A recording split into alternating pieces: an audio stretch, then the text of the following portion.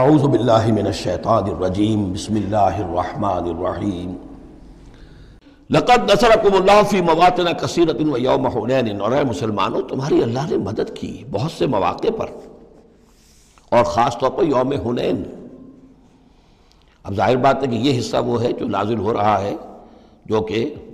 ہم کون سے رکوع میں پہنچ گئے؟ چوتھے رکوع میں پہنچ گئے، تو چوتھا اور پانچواں پھر وہ ہے جو ذی قعدہ سن 9 میں نازل ہو رہا ہے۔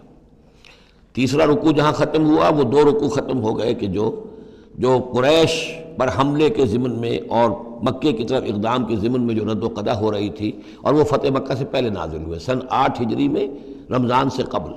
اب یہ پھر وہی سلسلہ جڑ گیا جو 6 آیتیں ہم پہلے پڑھائے ہیں ذی قعدہ سن 9 ہجری میں جو نازل ہوئی اسی کے ساتھ۔ اب ظاہر بات ہے کہ اس وقت جو ہے غزوہ حنین بھی ہو چکا تھا۔ لقد نصرکم اللہ فی مواطن کثیرۃ، اللہ نے تمہاری مدد کی ہے مسلمانوں بہت سے مواقع پر، ویوم حنین، حنین کے دن بھی کی، اذ اعجبتکم کثرتکم، جب کہ تمہیں اپنی کثرت پر ناز ہو گیا تھا۔ اب یہ بھی یہ نہ سمجھیے کہ سب مسلمانوں کو ہو گیا تھا۔ حضور جب فتح مکہ کے وقت آئے ہیں مکے میں تو 10,000 مسلمان آپ کے ساتھ تھے۔ پھر اس کے بعد آپ نے جب طائف پر حملے کا فیصلہ کیا اور اس کے بعد آپ میدان میں نکلے اور حنین کی جنگ ہوئی ہے تو 12,000 کا لشکر آپ کے ساتھ تھا۔ 10,000 وہ تھے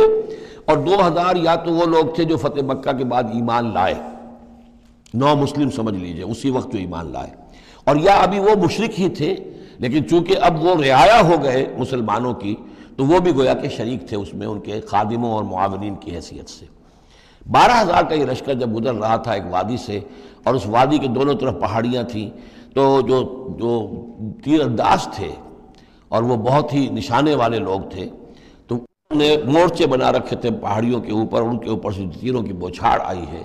تو یہ نشیب میں ہے، وادی میں ہے، اوپر سے بیراج آ رہا ہے، اس کے نتیجے میں بھگدڑ مچ گئی۔ بعض روایات میں تو آتا ہے کہ حضور کے ساتھ صرف 30-40 آدمی رہ گئے۔ علامہ شبلی نے یہی لکھا ہے 30-40 آدمی رہ گئے،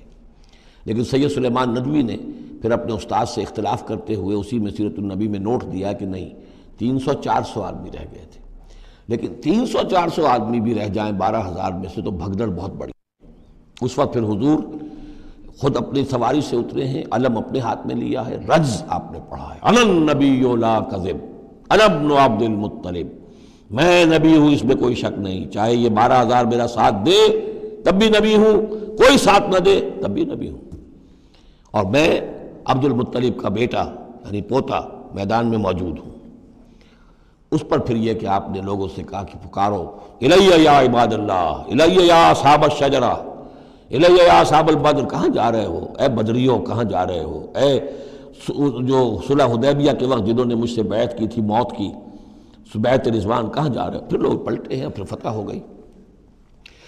اذ اعجبتکم کثرتکم، جب کہ تمہیں اپنی کثرت پر ناز ہو گیا تھا، فلم تغن عنکم شیئا،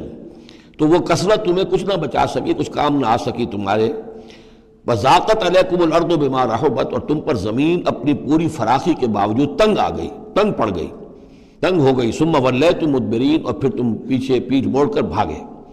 ثم انزل اللہ سکینتہ علی رسولہ، پھر اللہ نے نازل فرمایا اپنی طرف سے سکون اور تسکین اپنے رسول پر، وعلی المومنین، اور اہل ایمان پر، وانزل جنودا لم تروها، اور اس وقت بھی اللہ نے ایسے لشکر بھی اتارے جنہیں تم نے نہیں دیکھا، وعذب الذین کفروا، اور عذاب دیا کافروں کو، وذالک جزاء الکافرین، اور یقیناً یہ کافروں کا بدلہ یہی ہے۔ ثم یتوب اللہ من بعد ذلک علی من یشاء، پھر اس کے بعد بھی اللہ تعالیٰ توبہ نصیب فرما دے گا اپنے بندوں میں سے جس کو چاہے گا، اللہ غفور اور رحیم ہے۔ یا ایھا الذین آمنوا انما المشرکون نجس فلا یقربوا المسجد الحرام بعد عامہم ھذا،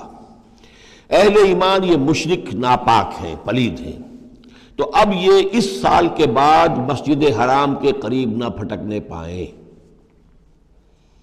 سن 9 کا حج جو ہے کھلا تھا مشرکین کے لیے بھی اور اہل ایمان بھی گئے، حضرت ابوبکر کی زیر امارت قافلہ حج مدینے سے گیا، حضور نہیں گئے۔ اسی میں اعلان یہ بھی کر دیا گیا اب آئندہ سال سے کوئی مشرک قریب نہیں آ سکے گا، نہ بیت اللہ کے، بیت الحرام کے، نہ حج کے لیے آ سکے گا۔ لا یقرب المسجد الحرام بعد عامہم ھذا، اس سال کے بعد اب وہ قریب نہ پھٹکے مسجد حرام کے۔